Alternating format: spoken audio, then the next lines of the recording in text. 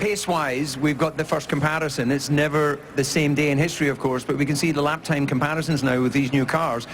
We've been talking a lot about a little bit of increase in weight, maybe not quite so nimble at low speed. When it came to qualifying trim, though, what is the feeling? It feels quite good. We were pretty sure that Red Bull was going to be a bit quicker than us, also in qualifying, but yeah, good surprise, it wasn't the case.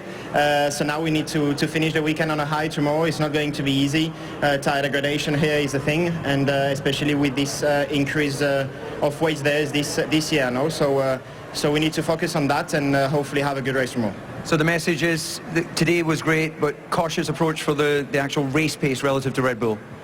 Yeah, definitely. I will still stay cautious. I mean, the pace is there, but the race is long and anything can happen, so we need to stay on it. Okay, Charles, congratulations on opening the season with a pole position. Dan is het tijd voor de man op P2, Max Verstappen.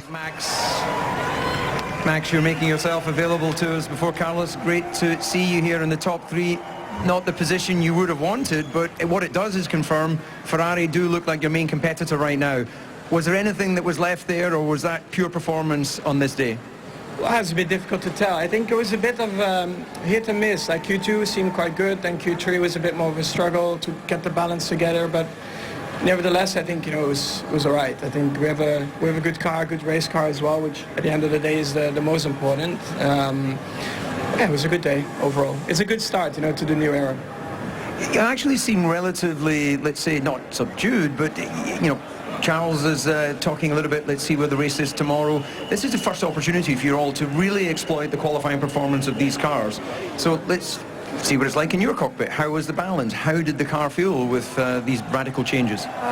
Not fantastic, but also not too bad. Otherwise you cannot be in this position, So yeah, a few things of course to look into, and we'll try to do better for next time. But here it's a bit of you want to be good in qualifying, of course, but you also will really want to make sure your car is working for the race, because the tires are really struggling a lot more there, and it's a bit different to some other tracks. But yeah, it was nice, a really close battle with Carlos and Charles, of course, at the end. So they did a really good job over the winter, and hopefully it's going to be an exciting race.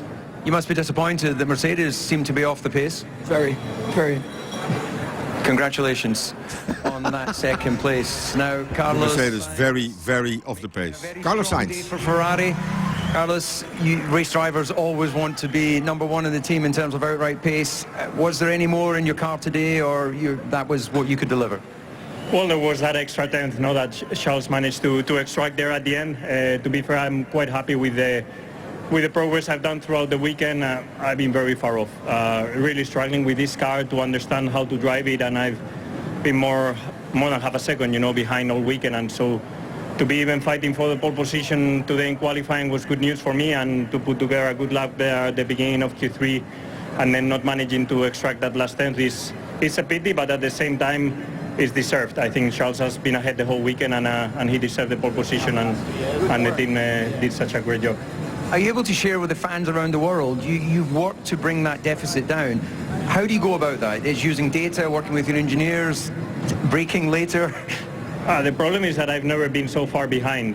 Last year at the max I was a couple of tenths in some circuits where I was not feeling entirely comfortable. This weekend I've had to fight a 7 to 8 tenth deficit from FP1 and having to catch back. I just don't understand the car fully yet, and I'm struggling. I'm thinking a lot while driving, and this takes a bit of space out of my head while driving.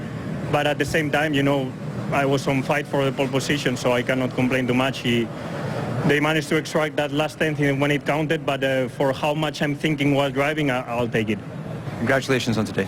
Ik vind deze uitleg echt geweldig. Ik ben zo hard aan het nadenken over hoe het nou beter moet. Ja, ik moet 7, 18e. Ik sta zo ver achter, terwijl die aan de andere kant zegt, ja, maar ik vecht voor pole position. Dus zo slecht zal het toch niet geweest zijn.